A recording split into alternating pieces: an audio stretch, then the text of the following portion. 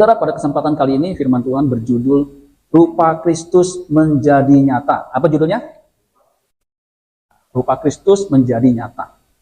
Rupa Kristus seperti apa yang harus nyata dalam diri kita? Nah, ini pertanyaannya. Rupa Kristus seperti apa yang harus ada nyata dalam diri kita? Nah, bagaimana kita mencapai rupa yang harus nyata itu, bagaimana mencapainya? Karena ini penting sekali, saudara sekalian. Ya. Supaya kita jangan hanya jadi Kristen, tetapi Kristen-Kristenan. Tidak tahu tujuan menjadi Kristen. Saya berharap kita bisa memahami kebenaran firman Tuhan ini. Rupa Kristus menjadi nyata. Galatia 4 ayat 19 dan 20. Nanti saudara bisa baca mulai dari ayat 12. Itu Lembaga Alkitab Indonesia memberi judul, Ingatlah akan hubungan kita yang semula. Jadi Paulus mengingatkan jemaat Galatia itu punya hubungan batin. Nah, ini nasihat firman Tuhan yang disampaikan kepada jemaat Galatia. Dikatakan begini, hai anak-anakku. Paulus itu bapak rohaninya. Dia menyebut jemaat Galatia itu anak-anaknya. Hai anak-anakku, karena kamu, aku menderita sakit bersalin lagi. Ada kata lagi. Jadi bukan hanya kali ini dia merasakan penderitaan sakit bersalin. Sampai rupa Kristus menjadi nyata di dalam kamu. Ayat 20, betapa rinduku untuk berada di antara kamu pada saat ini. Nah, saat itu dia nggak bersama dengan jemaat itu ya. Dan dapat berbicara dengan suara yang lain, karena aku telah habis akal menghadapi kamu. Terus saudara perhatikan kalimat demi kalimat. Ini merupakan ungkapan hati yang paling dalam. Karena dia bilang begini, hai anak-anakku, karena kamu, aku menderita sakit bersalin lagi sampai rupa Kristus menjadi nyata di dalam kamu. Ternyata untuk memiliki rupa Kristus nyata dalam diri jemaat, itu digambarkan seperti sakit bersalin. Seperti apa? Sakit bersalin. Kita kan pria ya, nggak ada yang bunting kemudian melahirkan kan? Jadi nggak bisa merasakan. Tapi kita bisa menggambarkan bagaimana seorang wanita yang mengalami penderitaan sakit bersalin. Itu terjadi kontraksi di perut kiri kanan, depan, bahkan sampai ke punggung. Ketika kontraksi gitu mengalami nyeri yang luar biasa. Bahkan kadang-kadang mesti dikasih painkiller atau obat penenang, pereda sakit. Karena memang sakit luar biasa. Tapi nggak ada pilihan. Itu sakit nggak bisa dihindari. Jadi harus dihadapi. Nah, Paulus menggambarkan supaya rupa Kristus menjadi nyata itu mengalami perjuangan, mengalami pergumulan. Nah, kata sakit bersalin itu dari satu kata yang namanya odino. Odino itu artinya to be in travail. Travail ya bahasa Inggris itu menderita ketika seseorang melahirkan. Makanya travail itu diartikan juga bekerja keras sampai mencucurkan darah dan keringat. Kurang lebih begitu kata travail. Saudara, sebenarnya ketika manusia jatuh dalam dosa, itu Alkitab sudah menggambarkan di Kejadian pasal 3 ayat 16. Saya bacakan firman Allah yang hidup mengatakan begini. Kemudian Allah berfirman kepada perempuan itu, ini setelah manusia jatuh dalam dosa, engkau akan melahirkan anak dengan kesakitan dan penderitaan yang amat sangat. Namun demikian engkau akan menyambut kasih mesra suamimu, dan ia akan berkuasa atas dirimu. Nah, kalau terjemahan yang biasa, Kejadian 3 ayat 16, dikatakan engkau akan melahirkan anak dengan kesakitan. Kejadian 3 ayat 16. Susah payah. Dikatakan susah payahmu waktu mengandung akan kubuat sangat banyak. Jadi susah payah. Susah payah itu gimana ya? Susah. Sampai kita payah, kepayahan. Waktu mengandung akan kubuat sangat banyak. Jadi enggak sedikit. Menderita luar biasa. Dengan kesakitan engkau akan melahirkan anakmu. Ini setelah manusia jatuh dalam dosa. Makanya saya percaya, sebelum Adam dan Hawa jatuh dalam dosa, kalau dia melahirkan anak, dia akan mengalami kesakitan seperti ini. Karena ini kan setelah jatuh dalam dosa. Begitu saudara. Jadi jelas, Paulus menggambarkan bahwa untuk memiliki rupa Kristus, nanti saya akan jelaskan, rupa Kristus, morfo Kristus, figur Kristus, itu butuh perjuangan yang luar biasa. Nah, terjemahan lain mengatakan begini. Bahasa Indonesia masa kini. Dikatakan, anak-anakku yang tercinta. Saya sekarang ini menderita lagi karena kalian. Jadi untuk memiliki rupa Kristus, gambar Kristus, Paulus mengatakan menderita lagi karena kalian. Saya menderita seperti, katakan seperti itu, dikatakan seperti seorang ibu menderita pada waktu melahirkan anak. Karena kan Paulus laki-laki. Saya akan terus menderita. Jadi saudara sekalian, Paulus mengatakan terus menderita. Sampai anak itu lahir, dia akan terus menderita. Sampai kalau anak itu udah lahir, penderitaan mungkin udah hilang. Tapi selama dia belum melahirkan, dia akan mengalami penderitaan. Itu dia bilang. Saya akan terus menderita kalau sifat-sifat Kristus belum tertanam dalam dirimu. Bahasa Indonesia masa kini dengan jelas mengatakan yang dimaksud rupa Kristus adalah sifat-sifat Kristus. Karakter Kristus. Selama karakter itu belum tertanam, Paulus mengatakan, saya tuh akan terus menderita. Nah, kalau saudara nggak merasakan penderitaan terus-menerus, karena mengiring Kristus, jangan-jangan saudara nggak merasa membutuhkan karakter Kristus ada dalam diri saudara. Dan saya berharap kita bisa memahami ini. Jadi, untuk bisa sifat Kristus tertanam dalam diri kita, itu butuh perjuangan, penderitaan. Ini saudara mesti tanamkan. Memang tidak mudah untuk berubah. Untuk memiliki karakter ilahi seperti yang Allah kehendaki, tidak mudah. Sangat sukar. Jangan saudara pikir, pendeta sudah memiliki sifat seperti Kristus. Belum tentu. Di depan mimbar begini orang nggak ada yang tahu. Siapa sih pengkhotbah itu? Kita aja bisa ketipu dengan orang-orang yang kelihatannya rohani. Padahal bengis, jahat, mata duitan. Benar, ini fakta. Sampai saya bilang begini, jangan sampai saya ya udah berhenti pekerjaan lebih dari 20 tahun, tapi tidak menghasilkan, tidak berbuah, tidak menunjukkan kebaikan-kebaikan yang Tuhan kehendaki. Rusak dengan jadi banker aja, duitnya banyak, bisa jalan-jalan. Rusak tuh kalau misal pendeta ya, seperti saya begini, tidak menyadari kebenaran ini, rusak. Sebab apa? Orang kalau udah materialistis, udah mamonisme, itu udah kejam. Nggak bisa berubah, susah berubah. Contohnya, Yudas. Yudas itu kan 12 rasul, lingkaran 12. Ada yang 70, ada yang banyak. Yudas itu materialistis, nggak bisa diubah, jahat. Padahal 3,5 tahun bersama dengan Yesus. Sifat Kristus, karakter Kristus, nggak bisa tertanam. Bayangin saudara, ada pendeta begitu. Makanya nggak heran, ketika di ujung maut, pendeta yang biasa khotbah, hamba Tuhan yang biasa menyampaikan firman Tuhan, ketika di ujung maut ketakutan, matanya mendelik sebab nggak siap menghadap Tuhan. Karakternya masih buruk, masih jahat, saudara. Ya. Nah, terjemahan sederhana Indonesia mengatakan begini, anak-anak saya yang saya kasihi, karena khawatir tentang kalian. Jadi saudara mesti, jangan-jangan saya masih jahat nih, saudara mesti was-was nih, khawatir. Karena nanti sampai satu titik nggak bisa diperbaiki. Jangan sampai begini saudara ya, kita ke gereja, ada sifat karakter Kristus nggak ada. Masih suka ngambekkan, tersinggung, iri hati, kemudian mau jatuhin orang, mau menonjol sendiri. Aduh, itu bahaya saudara. Saudara harus khawatir nih, seperti Paulus. Perasaan saya seperti seorang ibu yang menderita pada waktu melahirkan anaknya. Ini perasaannya. Susah. Kenapa ini jemaatnya nggak berubah ya? Kalau Paulus, itu jelas. Dia mengalami perubahan yang luar biasa. Ketika ketemu Yesus, dia mengerjakan keselamatan, dia berubah. Makanya berkata, hidupku bukannya aku lagi, melainkan Kristus yang hidup dalam aku. Bagiku hidup adalah Kristus, mati adalah keuntungan. Kalau Paulus itu betul-betul, menurut saya, karakter Kristus itu betul-betul tertanam, berubah dalam diri Paulus setelah dia bertobat. Makanya, dia berkata, aku melepaskan semuanya, supaya aku memperoleh Kristus. Pasti dia udah nggak materialistis lagi. Nggak hedonis, nggak mamonisme.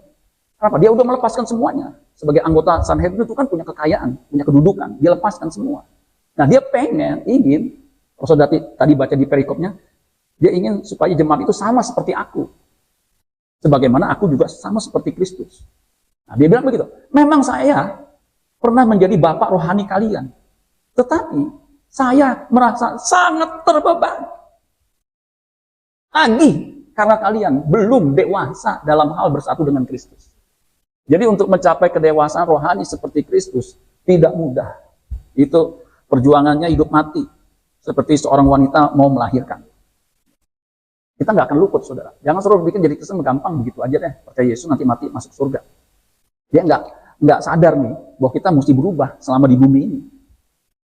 Kita ajaran dulu tuh udah percaya Yesus cukup, tidak mengerjakan keselamatannya, nggak ditekankan. Sehingga nggak heran, udah jadi Kristen melayani, main musik, renungan, tapi kehidupannya nggak berubah, nggak ABC, aware before change. Nah, itu bahaya, saudara, mengerikan. Di 1 Tesalonika 5 ayat 3, ini tentang kedatangan Tuhan Yesus. Kedatangan Tuhan Yesus digambarkan seperti pencuri. Apabila mereka mengatakan semuanya damai dan aman, maka tiba-tiba mereka ditimpa oleh kebinasaan. Seperti perempuan yang hamil ditimpa oleh sakit bersalin, mereka pasti tidak akan luput. Jadi wanita manapun ketika melahirkan, dia akan mengalami sakit bersalin, dia akan luput. Nah, sama saudara sekalian, kalau rupa Kristus nggak ada dalam diri kita, penderitaan kita itu bukan hanya di bumi ini, tapi nanti selama-lamanya. Waktu Tuhan Yesus datang, dikatakan seperti pencuri. Terus tahu nggak, kalau pencuri datang ke rumah saudara, yang dia cari apa? Saya pernah, bukan pencuri kali, rampok ya. Sebab waktu saya datang, itu udah, pintu rumah saya udah dijebol begitu. Yang dia bawa, karena lemari saya udah diacak-acak. Memang saya nggak taruh duit di situ. Taruh perhiasannya tersembunyi. Dia nggak temuin. Yang ditemuin laptop, Infocus tuh. Infocus waktu itu saya beli 25 juta. Karena masih mahal. Kemudian printer. Yang dia cari sama kamera. Yang itu video begitu. Yang dia cari pencuri itu yang berharga. Nggak mungkin dia cari yang nggak berharga. Nah sama. Nanti waktu Yesus datang seperti pencuri, Yesus cari di antara sesuatu yang paling berharga. Apa itu yang paling berharga? Diri saudara yang sudah berubah. Amin, saudara sekalian. Saudara yang mempunyai iman, yang percaya Yesus, di mana dibuktikan dengan perubahan hidup, karakter. Itu berharga. Kalau nggak ada yang berharga dalam diri saudara, dia nggak ambil. Saudara nggak akan dibawa dalam kerajaannya. Makanya pastikan saudara sadar bahwa jadi Kristen, kita boleh susah di bumi ini. Karena apalagi kondisi begini. Tapi jangan sampai kita nggak menjadi saleh, nggak berubah. Bahaya. Nah, saudara-saudara sekalian, apa itu rupa Kristus? Saya mau jelaskan dulu begini ya. Supaya saudara punya pemahaman apa yang saya ingin sampaikan ini bisa ngerti gitu. Karena khotbah yang saya sampaikan ini saya pergumukan udah cukup lama. Karena kekristenan kita selama ini, kekristenan kalau boleh dibilang ya Kristen-Kristen. Tapi nipu jalan terus, bohong jalan terus. Ada di pendeta. Bohongnya gampang banget begitu. Sampai saya bilang, kok bisa ya? Dia ngomong aja begitu. Padahal saya tahu tuh kagak bener. Ya lu gimana sih? Nah, itu karena kekristenannya, nanti mah gampang ya. Itu mah gak ada masalah. Bahkan ada pendeta, dia pakai HP orang untuk tendang orang lain. Itu kalau nggak bertobat bahaya, saudara. Ada orang, lu di mana lu? Udah di sini, udah dibelokkan. Padahal baru di kamar, atau masih di kamar mandi, mau belokan masuk ke kamarnya, saudara. Supaya apa? Udah beres hari itu, dia nggak usah pikirin, saya terlambat atau enggak. Itu nggak boleh, saudara sekalian. Bohong kecil, bohong putih segala macam. Kalau bawang putih nggak apa-apa, bawang merah ini bohong putih, saudara ya. Nah, apa itu rupa Kristus yang harus kita miliki? Jadi begini, saudara sekalian. Waktu manusia diciptakan, Alkitab berkata Kejadian 1 ayat 26. Baiklah kita menjadikan manusia menurut gambar dan rupa kita. Kejadian 1 ayat 26. Gambar dan rupa kita. Gambar dan rupa kita. Kejadian 1 ayat 26. Itu gambar itu dari bahasa Ibrani selem demut. Selem demut ini, kata selem, itu menunjukkan gambar, image. Itu menunjukkan, kalau dibedah, itu komponen yang ada dalam diri Allah. Yaitu pikiran dan perasaan. Allah kan roh, nggak ada fisiknya. Nah, pikiran perasaan itu menghasilkan kehendak. Jadi, ketika manusia diciptakan, Allah ingin manusia yang diciptakan itu memiliki pikiran perasaan yang serupa. Selem demut itu serupa, mempunyai kualitas serupa dengan yang Allah kehendaki, yang Allah miliki. Makanya Alkitab mengatakan, Allah berkata, semua pohon dalam taman ini boleh kau makan buahnya dengan bebas. Itu untuk fisik. Karena sesungguhnya manusia itu memang paling cocok makan buah. Bukan makan daging. Ya. Jadi jelas, semua pohon dalam taman ini boleh kau makan buahnya, termasuk pohon kehidupan. Tetapi, saudara sekalian, ada pesan. tentang pohon buah pengetahuan yang baik dan jahat, janganlah kau makan buahnya, sebab pada hari kamu makannya, pasti mati. Nah, saya yakin percaya, ini bukan buah secara fisik. Karena buah fisik boleh dimakan. Ini adalah apa? Bukan fisik, tapi cara berpikir, tapi keinginan. Harusnya yang dikonsumsi untuk jiwa, itu adalah pohon kehidupan. Pohon kehidupan, kalau saudara tahu gambarnya, itu adalah gambaran tentang firman yang membuat dia mengalami kehidupan. Adam gagal, makanya diusir keluar. Pada hari kamu makannya pasti kau mati. Untung mati. Kalau nggak mati, dia akan seperti Lucifer, akan binasa. Binasa bukan hanya hilang lenyap, tapi akan mengalami penderitaan di neraka. Itulah sebabnya keselamatan yang sesungguhnya adalah dikembalikannya manusia kepada rancangan yang semula. Apa itu? Agar manusia memiliki gambar dan rupa Allah. Gambar dan rupa Allah yang sudah dicapai manusia, itu sudah dicapai Yesus. Makanya Yesus itu sebagai yang sulung di antara manusia. Dia yang mencapai gambar rupa seperti Allah inginkan ada dalam Adam. Nggak heran, Yesus disebut Adam kedua atau Adam terakhir. Sebab nggak ada lagi Adam yang mencapai keserupaan gambar dan rupanya itu seperti yang Allah kehendaki.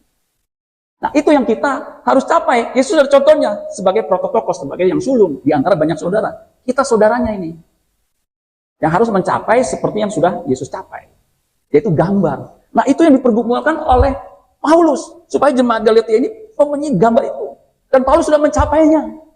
Makanya dia berani berkata, bagi hidup adalah Kristus, mati adalah keuntungan. Ya. Kemudian dia berkata apa? Yang ku kehendaki mengenal Dia, yang ku kehendaki memperoleh Kristus yang hidup dalam diriku. Jadi Kristus, bentuk Kristus, morfonya Kristus, itu pikiran dan perasaan yang Yesus miliki, yang senantiasa taat kepada Bapaknya. Makanya dia berkata kepada murid-muridnya, makananku ialah melakukan kehendak Dia yang mengutus aku dan menyelesaikan pekerjaannya. Jadi ketaatan itu menjadi nomor satu, melakukan kehendak Bapa dalam segala hal. Makanya diajarkan, bukan orang yang berseru Tuhan, Tuhan yang akan masuk dalam kerajaan surga, melainkan dia yang melakukan kehendak Bapakku. Jadi itu pikiran Kristus itu seperti itu. Coba buka Filipi 2 ayat 5. Filipi 2 ayat 5. Jadi pikiran Kristus ini yang kita harus miliki. Hendaklah kamu dalam hidupmu bersama menaruh pikiran dan perasaan yang terdapat juga dalam Kristus Yesus. Menaruh pikiran perasaan yang terdapat dalam Yesus Kristus. Ini sebenarnya pekerjaan kita nih. Ini mengerjakan keselamatan yang di ayat 2 itu, Filipi 2 ayat 12 itu. Yang kita harus tanamkan. Makanya dalam ibadah kita harus mendengar firman yang murni. Kuduskan mereka dalam kebenaran, firman-Mu adalah kebenaran. Itu yang menguduskan kita, sehingga pikiran kita itu bisa seperti Kristus. Yang walaupun dalam rupa Allah, morfotheos, tidak menganggap kesetaraan dengan Allah itu sebagai milik yang harus dipertahankan. Ayat 7, melainkan telah mengosongkan dirinya sendiri dan mengambil rupa seorang hamba, morphe-doulos, yang menjadi sama dengan manusia. Dan perhatikan, dalam keadaan sebagai manusia, dia manusia 100%.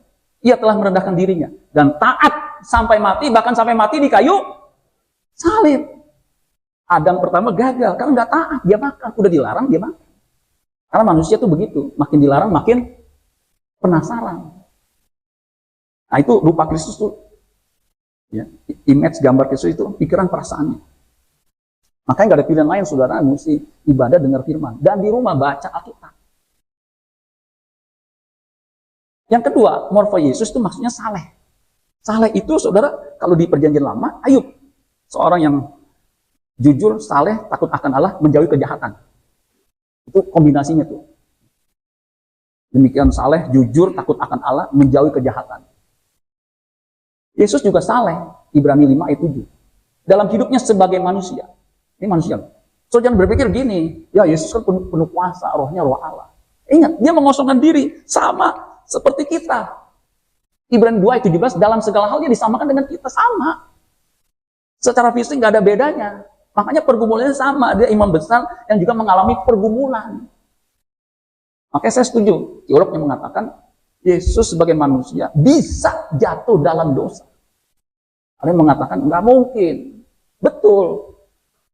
Yesus membuktikan bahwa dia selama hidup di bumi ini tidak pernah melakukan dosa. Makanya dia berkata, siapa di antaramu yang membuktikan aku berbuat dosa? Yohanes 8 ayat 46. Tapi bukan berarti dia nggak bisa jatuh dalam dosa. Kalau dia nggak bisa jatuh dalam dosa, iblis tidak akan mencobai. Jadi pandangan teologi seperti ini kita harus pahami supaya apa? Kita ikuti jejaknya. Kalau Yesus bisa mencapai sebagai ikon, sebagai yang sulung, kita harus ikuti jejaknya. Karena kita dipanggil untuk mengikuti jejaknya tuh. 1 Petrus 2 ayat 23 24. Jadi dalam hidupnya sebagai manusia, ia telah mempersembahkan doa dan permohonan dengan ratap tangis dan keluhan kepada Dia yang sanggup menyelamatkannya dari maut. Dan perhatikan, karena kesalehannya ia telah apa? Karena kesalahannya dia telah apa? Saudara lihat di sini, didengarkan. Jadi kalau Yesus nggak saleh, dia nggak didengarkan, dia nggak akan dibangkitkan. Dan sekalipun ia adalah anak, ia telah belajar menjadi apa? Taat. Untuk bisa memiliki ketaatan yang sempurna seperti Yesus, taat sampai mati, bahkan sampai mati di kayu salib. Kita harus belajar. Amin, saudara sekalian. Belajar taat itu nggak susah, nggak gampang, susah loh. Saya ini kan dari kecil sekolah minggu. Ketika ada panggilan dalam hati saya untuk full, itu susah. Bagaimana gampang? Susah. Harus belajar, amin saudara sekalian, melepaskan gitu, saudara. Nggak mudah. Saudara yang ikutin saya, atau yang tahu saya, itu kan nggak mudah. Jadi belajar taat dari apa yang telah dideritanya. Dan sesudah ia mencapai kesempurnaannya, ia menjadi pokok keselamatan yang abadi bagi semua orang yang taat kepadanya. Jadi kita yang percaya kepada dia, yang taat, harus ikuti jejaknya, taat. Makanya firman Tuhan yang disampaikan itu bukan hanya kita dengarkan, tapi kita taati. Kasihi musuhmu. Ngomong menggampang, coba praktek. Susah. Jangankan mengasihi musuh, mengasihi istri. Ya susah, saudara. Kalau orang luar kan, istrinya bisa 4. Bisa. Kalau kita nggak bisa, betul nggak? Ayo lu mesti bertahan. Nah itu mesti taat. Amin saudara sekalian. Yang ketiga, yang dimaksud morphe Kristus, karakter Kristus, rupa Kristus, itu buah roh. Buah roh ini lebih praktis. Ada 9. Buah roh, Galatia 5 ayat 22. Kasih, sukacita, damai sejahtera, kesabaran, kemurahan, kebaikan, kesetiaan, kelemah lembutan, penguasaan diri. Yang paling susah itu penguasaan diri. Susah. Kalau kita apalagi punya duit, punya kedudukan, tersinggung dikit, sulit menguasai diri, merasa kaya. Itu sulit. Paling di jalan, saudara. Aduh, ada yang punya pistol ya, itu ngacung-ngacungin begini. Padahal masalah sepele. Di sini kita jangan sampai begitu, saudara ya. Yang terakhir, karakter sifat Kristus, dia tidak berdosa. Tadi saya sudah singgung, Yohanes 8 ayat 46. Siapakah di antaramu yang membuktikan aku berbuat dosa? Apabila aku mengatakan kebenaran, mengapakah kamu tidak percaya kepadaku? Jadi Yesus bisa mengatakan kebenaran, karena memang kebenaran yang dia sampaikan murni, nggak ada dosa dalam dirinya. Kalau manusia yang belum disucikan hatinya, yang belum mengerjakan keselamatan dengan sungguh-sungguh serius, itu ada kebenaran-kebenaran yang terkontaminasi. Atau Yohanes 3 ayat 9. Ini tolong dibuka ya. Jadi ini tidak mudah. Kalau Pak Iki pernah gambarin gini, manusia itu dikit-dikit berdosa. Lagi ngelamun gini aja, mikirin cabul, gitu saudara. Bisa loh. Dulu saya ikut pria sejati ya. Mulai tadi saya tidak percaya. Pria itu dalam sehari bisa memikirkan, dia sebut berapa kali ya, pikiran cabul. Saya pikir, apa iya ya? Coba aja Pak katanya. Wah, masa sih? Dia bilang ada berapa kali, saya lupa tuh. Pokoknya banyak, apa iya? Jadi setiap menit pikirannya cabut, cabut. Itu kayaknya berlebihan ya. Ketika dia tidur, apa pikiran cabut? Kan nggak mungkin tidur masa mikir. Tapi prinsipnya begini, saudara sekalian. Ini sulit dikendalikan. Ini sedang viral, saudara ya. Seorang pejabat yang juga cukup terkenal mempunyai selingkuhan. Dan hasil selingkuhannya itu usianya udah 3 tahun. Saya kan curiosity. Ini siapa ya? Ketemu. Kok bisa ya? Sampai netizen bilang, mukanya sih muka saleh. Nggak taunya. Ya saudara. Muka gila. Nggak tahu nih. Udah kena, yang mana udah saya pernah singgung, udah kena kasus dugaan korupsi, dugaan ya, rumahnya digeledah, ini lagi. Padahal kan religius. Masjid Jawa Barat yang dia bangun paling besar di mungkin di Asia Tenggara kalau di saudara ya. Itu dia tuh orangnya. Saudara ya, yang punya deposito ketika digerebek 7M, itu di rumah dia tuh saudara. Kalau ada deposito 7 miliar di rumahnya, pasti itu miliknya, betul nggak? Kayak saya punya deposito, walaupun udah pensiun ada dah dikit-dikit ya. Itu saya taruh di mana saudara? Di rumah saya. Gitu saudara. Nah jadi saudara sekalian ya, nggak mudah. Kalau orang dunia udah lah ya. Kita yang sudah dimeteraikan oleh Roh Kudus, masih bisa jatuh dalam dosa. Bisa nggak saudara sekalian?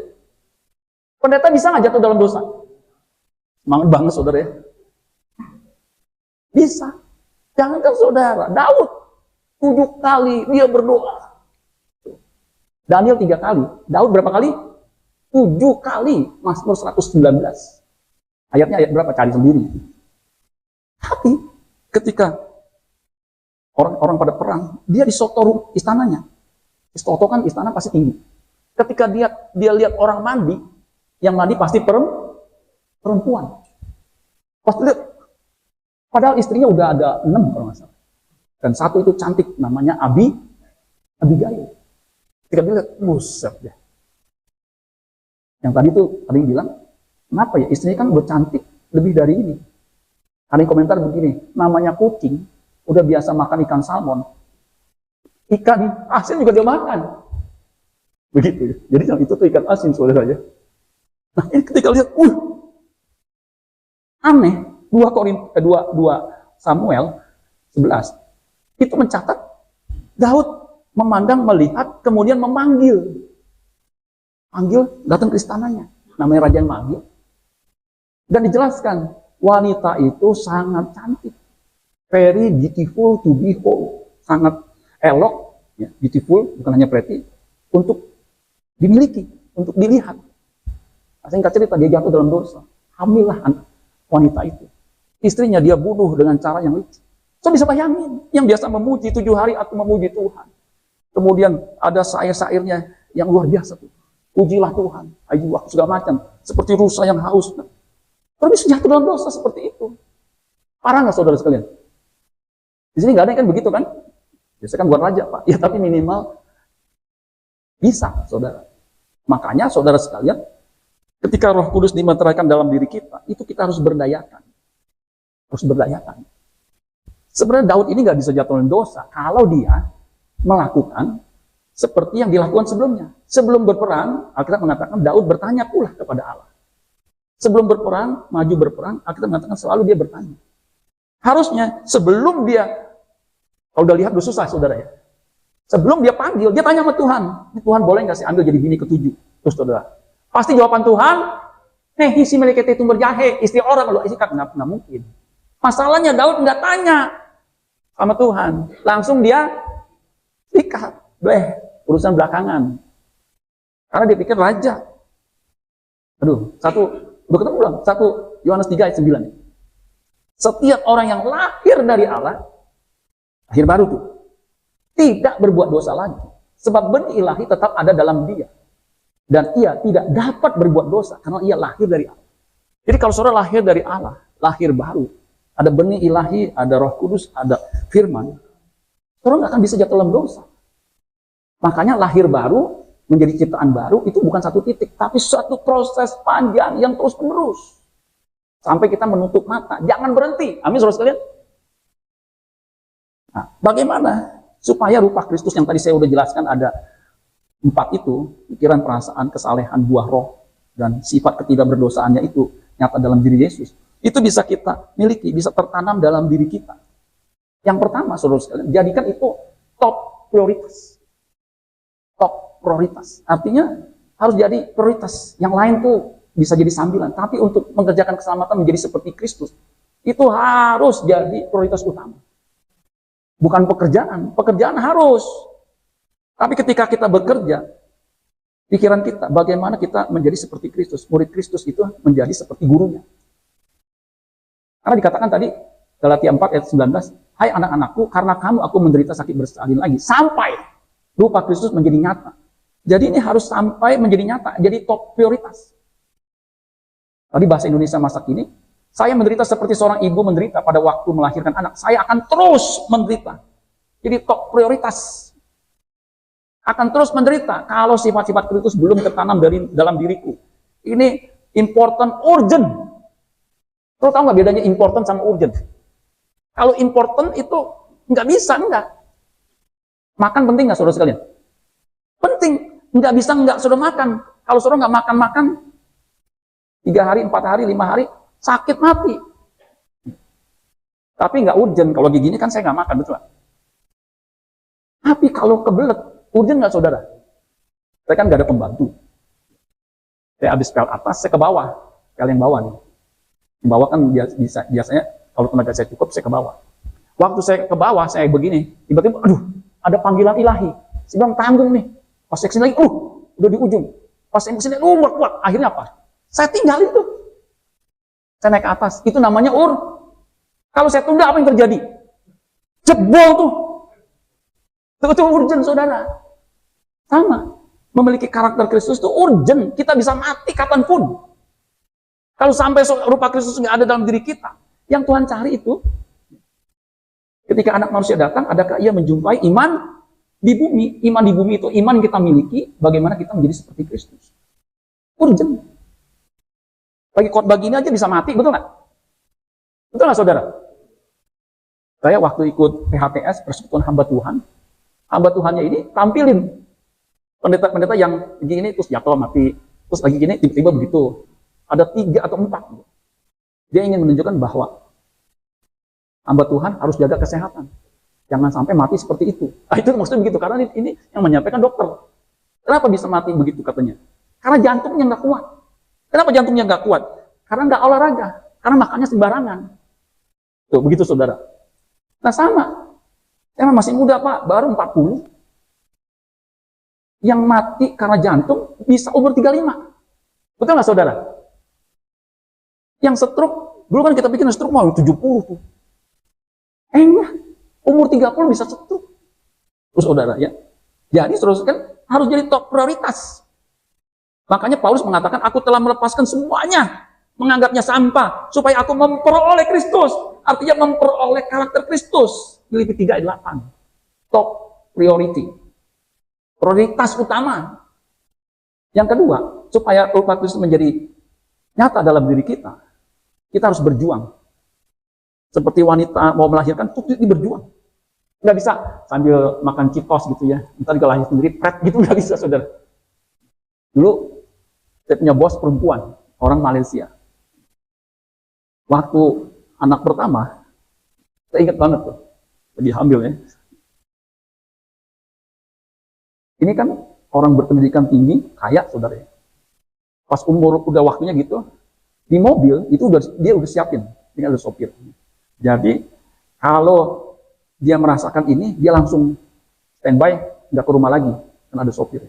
Betul saudara sekalian, aduh saya udah berasa begini nih. Itu dia tinggalin tuh pekerjaan. Udah saudara tahu sendiri kerja di bank itu kan nggak bisa main-main gitu, waktunya juga.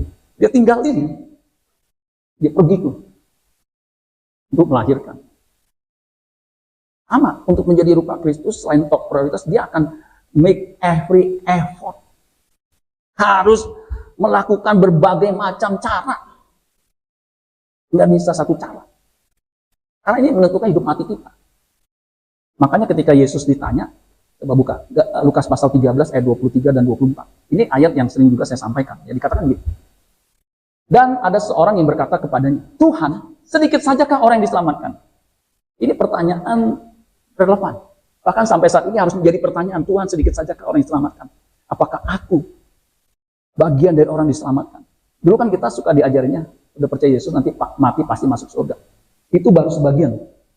Pasti masuk surga kalau kita mengerjakan keselamatan dan kita menjadi seperti Kristus.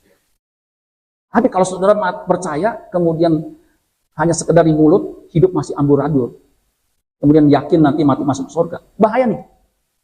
Coba nggak ada orang jahat, nggak ada orang penipu yang ada di Yerusalem baru, nggak ada. Itu tipuan saudara, supaya saudara dinina boboin. Lu biarin aja dia ke gereja, biarin aja dia ibadah. Sedikit saja orang diselamatkan. Jawab Yesus kepada orang-orang di situ, berjuanglah untuk masuk melalui pintu yang sesak itu. Itu kan pintu yang sesak, masuk kan susah. Seperti wanita melahirkan kan susah banget. Sebab aku berkata kepadamu, banyak orang akan berusaha untuk masuk, tapi tidak akan dapat. Jadi hanya sekedar mencoba, nggak bisa. Terjemahan bahasa Inggris mengatakan begini, someone asked him, Lord, will only a few be saved? Apakah hanya sedikit yang diselamatkan, be saved? So he said to them, ayat 24, exert every effort to enter through the narrow door. Because many, I tell you, will try to enter and will not be able to. Except every effort. Except itu artinya harus memaksa, harus mendesak, harus berjeri lelah, berjeri keras, kerja keras. Every effort. Artinya every kan segalanya. Effort usaha. Usaha apapun untuk memiliki keserupaan dengan Kristus. Itu cocok dengan apa? Allah turut bekerja dalam segala sesuatu mendatangkan apa? Kebaikan. Segala sesuatu. Bagi mereka yang mengasihi dia. Saudara yang mengasihi dia. Itu Allah turut bekerja. Makanya keselamatan itu ada dua yang melakukan. Saudara sendiri juga harus mengerjakan keselamatan. Nanti Allah akan mengerjakannya di dalam. Filipi 2 ayat 13. Itu bagian Allah. Bagian kita ayat 12-nya mengerjakan keselamatan. Yaitu bagi mereka yang terpanggil sesuai dengan rencana Allah. Roma 8 ayat 28. Jadi Allah turut bekerja dalam diri kita. Dia tanamkan Roh Kudus. Sebab semua orang, ayat 29, sebab semua orang yang dipilihnya dari semula, mereka itu juga ditentukannya dari semula, untuk menjadi serupa dengan gambaran anaknya. Supaya anaknya itu menjadi yang sulung di antara banyak saudara. Jadi harus berjuang, karena Allah bekerja dalam segala sesuatu. Supaya karakter Kristus, yang suka ngambekan, yang suka menang sendiri, itu diproses saudara. Mendatangkan kebaikan apa? Supaya karakter seperti Kristus. Ini yang disebut dengan sunum bonum. Kebaikan tertinggi itu bagaimana manusia itu menyerupai Kristus. Yang Allah bekerja di dalamnya untuk mendatangkan kebaikan itu. Amin, saudara sekalian. Makanya kita pun harus mau make every effort. Kalau ibadah masih segini masih mudah. Mungkin kalau apalagi ruangannya AC, ada musik, ada khotbah. Tapi ketika proses penggarapan Allah terjadi dalam diri kita, itu nggak mudah. Saya mengunjungi teman, Pak Hendi juga tahu ya, kenal juga karena satu BCA. Itu jadi pergumulan. Anaknya kena sakit, leukemia. Terus tahu nggak? Itu berobat di Singapura 4 kali. Sekali itu sebulan, 2 bulan. Yang terakhir itu hampir 2 bulan. Akhirnya dokter bilang bawa ke sini. Sampai saya bilang, gimana? Karena saya tahu, mertua saya tuh di Karolos, di Abdi Waluyo, itu dua-duanya habis 1 M. 1 M. Nggak percaya. Percaya deh saudara, saya udah lihat. Bayangin gimana. Sampai di fundraising saudara. Ini pergumulan berat saudara. Aduh, sampai saya waktu datang, saya mau nangis. Saya gimana ya. Terus saudara, apalagi ketika dicerita waktu mendekati azal ya. Kok tega nggak ya? Umur belum sampai 30, 20 berapa gitu, 28. Harus menderita seperti itu. Berat. Berat saudara ya. Jadi saudara, Allah turut bekerja tuh, supaya rupa Kristus nyata. Yang terakhir, grief turn to joy. Artinya apa? Kesedihan, sadness akan berubah menjadi kesukaan. Grief. Yohanes 16 ayat 20. Ayat terakhir. Aku berkata kepadamu. Yohanes 16, 20. 16, 20 Yohanes. Aku berkata kepadamu, sesungguhnya kamu akan menangis dan meratap. Tetapi dunia akan bergembira. Kamu akan berduka cita. Ingat ya, kamu akan berduka cita. Tetapi duka citamu akan berubah menjadi apa? Sukacita. Your grief turn to joy. Your grief turn into joy. Ayat 21. Seorang perempuan berduka cita pada saat ia melahirkan. Tetapi perhatikan, sesudah ia melahirkan anaknya, ia tidak ingat lagi akan penderitaannya. Buktinya apa? Waktu sakit lahiran, aduh kapok suster, aduh sakit. Nanti mau mengandung lagi, nggak ada sakit, ampun. Anak lahir. Hamil lagi kedua. Aduh, suster sakit. Ibunya yang kedua, iya sakit. Aduh. Lahir. 2 tahun lagi, ya hamil mesti lagi, saudara. Ini nggak ada kapok-kapoknya. Sebab apa? Setelah melahirkan, lupa penderitaan yang dulu itu. Saudara ya. Nah sama kita juga begitu. Tetapi sesudah ia melahirkan anaknya, ia tidak ingat lagi akan penderitaannya. Karena apa? Kegembiraan bahwa seorang anak, seorang manusia telah dilahirkan ke dunia. Perjuangan saudara di bumi ini, supaya melahirkan saudara yang baru, itu ketika betul-betul lahir, saudara akan tumbuh di kerajaannya. Itu sukacitanya sulit dibayangkan. Kalau kita kan susah membayangkan wanita yang menderita sakit, karena kita nggak ngalamin kan. Sama, saudara kan belum pernah di surga kan. Kalau orang udah pernah di surga menurut kesaksian, itu nggak mau balik. Kalau ada yang mengatakan udah di surga mau balik lagi, ya saya nggak tahu ya. Udah di surga nggak mau balik, saudara. Ngapain balik di sini? Ngadepin orang-orang yang munafik, yang bengis, yang salah dikit dibacok, saudara. Saya kan baca di media ya. Ada yang bilang gini, mendingan gua nggak usaha. Sama apa? Setiap usaha, nih gini hari, itu tagihan ormas, ada yang posting. Ada 19 amplop yang isinya minta THR. Coba begini, ayo gimana katanya. Toko omset begini, tagihan begini. Mendingan gua tutup aja. Susah, saudara. Sampai kesel, saudara. Usaha susah banget begini. Aduh. Mau nggak, saudara? Susah hidup di dunia ini. Tapi, saudara, jangan sampai kesusahan dunia ini mempengaruhi saudara mengerjakan keselamatan supaya rupa Kristus menjadi nyata. Saudara abaikan. Makin susah lagi. Amin, saudara. Jangan, kita boleh susah di sinilah. Itu lagu Pentakosta dulu kan? Asal susah di dunia, jangan susah di surga. Amin. Kalau saudara mengerjakan keselamatan dengan takut dan gentar, ngerti dalam hal ini, saudara mati. Grief, turn into joy. Your sadness will turn into joy. Nah, itu saudara, itu harapan. Amin, saudara sekalian. Ketika saudara proses melahirkan baru, kan proses melahirkan baru itu seumur hidup. Sampai kita menuntut mati. Ketika saudara lahir, berarti lahir baru betul-betul di kerajaannya. Itu penderitaan di bumi ini, itu nggak ada apa-apanya. Karena kita akan dimuliakan bersama dengan Kristus. Ikut memerintah bersama dengan Dia selama-lamanya. Amin buat firman Tuhan. Tepuk tangan buat Tuhan Yesus.